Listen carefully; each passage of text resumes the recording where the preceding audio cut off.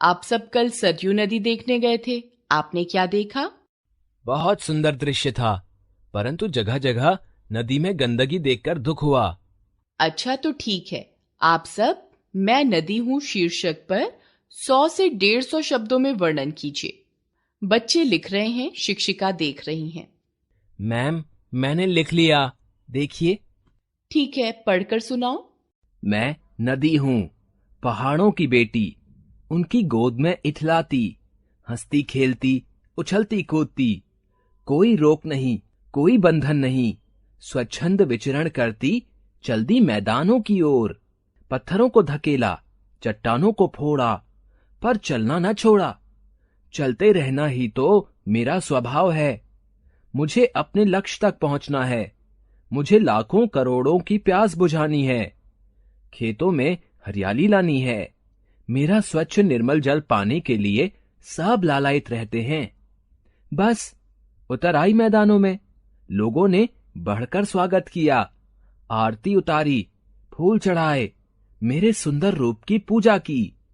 मेरे किनारे तीर्थ बने, नगर बसे, गांव बसे, उद्योग बने। मेरा तो जन्म ही परोपकार के लिए हुआ है, लेकिन इसका मुझे कोई अभिमान नहीं। कभी कभी मैं सोचती हूं कि मैंने जिन पर उपकार किया वे मेरे साथ क्या कर रहे हैं, क्यों मुझे कुरूप बना रहे हैं। गंदे नालों का पानी, कल कारखानों का गंदा विषैला पानी, कूड़ा कचरा, अध जले मुर्दे मुझ में बहाकर वे मेरे निर्मल जल को प्रदूषित कर रहे हैं। मैं तो ये सब झेलकर भी निरंतर गतिशील हूं। मनुष्य तो स्वयं अपने पैरों पर कुल्हाड़ी मार रहा है। मैं तो सागर की बाहों में समा जाऊंगी, पर इतना अवश्य कहना चाहूंगी कि स्वच्छ सुंदर रूप में ही अपने लक्ष्य तक पहुंचने में मेरी सहायता करें। 8-10 पंक्तियों के उस समूह को अनुच्छेद कहते हैं जिसके केंद्र में कोई एक विचार या भाव पूर्ण रूप से व्यक्त होता है। अतः हम कह सकते हैं किसी एक भाव या विचार को 8-10 पंक्तियों में लिखकर प्रस्तुत कर देने को अनुच्छेद लेखन कहते हैं। अनुच्छेद का आकार सीमित होता है और यह अपने आप में पूर्ण होता है। निबंध की तरह अनुच्छेद लेखन में भूमिका या निष्कर्ष देने की आवश्यकता नहीं होती। अनुच्छेद लेखन में ध्यान रखने योग्य कुछ महत्वपूर्ण बातें। अनुच्छेद लिखते समय निम्नलिखित कुछ बातों का अवश्य ध्यान रखना चाहिए। अनुच्छेद का आरंभ सीधा विषय से संबंधित होना चाहिए। वाक्य छोटे और एक दूसरे से जुड़े होने चाहिए। भाषा सरल, सहज, स्पष्ट और प्रभावशाली होनी चाहिए।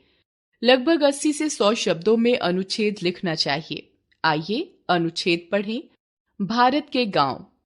भारत एक कृषि प्रधान देश है और इसकी अधिकांश जनता गांवों में निवास करती है। गांवों का जिक्र आते ही हरे भरे खेत, लहलहाती फसलें, कंधे पर हल रखे गीत गाते किसान, रोटी की पिटारी सिर पर रखे खेत की मेड़ पर जाती स्त्रियां और हरे भरे बागों का दृश्य आंखों के सामने आ जाता है। यह सच है कि गांव जैसी हरियाली और शुद्ध हवा भला शहरों में कहां। बेईमानी, बनावट, मिलावट और स्वार्थ से दूर गांववासी भारत की आत्मा है। स्वतंत्रता से पहले गांव की दशा अच्छी नहीं थी। अशिक्षा, अज्ञानता, चिकित्सा सुविधाओं की कमी, गंदगी, अंधविश्वास, कच्ची सड़कें, बिजली का अभाव आदि समस्याओं से गांव जूझ रहे थे। स्वतंत्रता प्राप्ति के पश्चात भारत सरकार ने गांव की दशा सुधारने के लिए महत्वपूर्ण कदम उठाए हैं। पिछले 30 सालों में गांव में भारी परिवर्तन आया है। आज गांव में बिजली आ गई है, स्कूल, अस्पताल, बैंक आदि खुल गए हैं, जहां से किसानों को ऋण लेने में आसानी हो गई है। कृषि के नए संयंत्र, अच्छे बीज, सिंचाई की सुविधा, स्वास्थ्य, स्वच्छता की सुविधाएं ग्रामवासियों को मुहैया कराई गई हैं। गांव में पक्की सड़कें और शौचालयों का निर्माण हुआ है। यातायात के साधन भी उपलब्ध हैं। आज भारतीय गांव दिनों दिन उन्नति की राह पर अग्रसर हैं।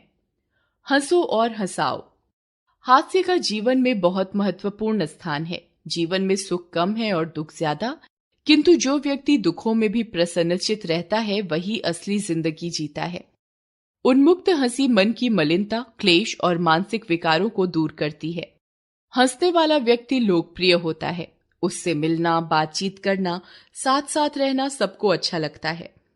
हंसने वाला स्वयं तो प्रसन्नचित रहता ही है, औरों को भी प्रसन्न रखता है। हंसना स्वास्थ्यवर्धक होता है।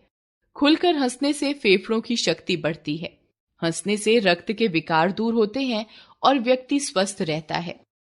हंसने से मानसिक उल्लास भी मिलता है। हंसते रहने और प्रसन्न रहने वाले व्यक्ति का व्यक्तित्व आकर्षक होता है और वह अनायास ही औरों का मित्र बन जाता है। प्रसन्न रहने वाला व्यक्ति मानसिक रूप से स्वस्थ रहता है। कुंठा, निराशा, हतोत्साह जैसे मनोरोग उसके भीतर नहीं पनप पाते। हंसना जीवन को स्वस्थ एवं दीर्घायु बनाने के लिए संजीवनी के समान है। हंसने व प्रसन्न रहने से जीवन में विपत्तियों को झेलने और काम में रुचि बनाए रखने की मानसिक शक्ति मिलती रहती है। अतः स्वयं भी हंसो और दूसरों को भी हंसाओ। जयशंकर प्रसाद ने कामायनी में इसीलिए कहा है, औरों को हंसते देखो मनु, खुद हंसो और सुख पाओ।